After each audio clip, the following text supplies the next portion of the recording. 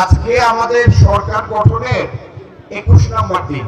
এই 21 নম্বর দিনে বাংলাদেশের 10টি জায়গায় প্রত্যন্ত অঞ্চলগুলিতে ফ্যামিলি কার্ড বিতরণের মাধ্যমে জনাব তারেক রহমান প্রমাণ করেছেন যে তিনি তার নির্বাচনী অঙ্গীকার পূরণে কতটুকু দৃঢ় প্রতিজ্ঞ।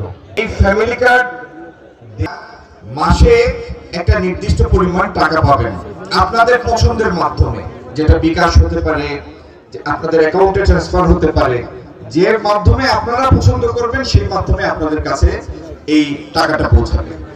এর উদ্দেশ্য হচ্ছে আমাদের পারিবারিক ভিত্তিগুলি দৃঢ় করা। আমার একটু আগে আমার ছোট ভাই সংসদ সদস্য কামরুল সাহেব বলেছেন যে টাকা তো সবার লাগে, মেয়েদেরও টাকা লাগে।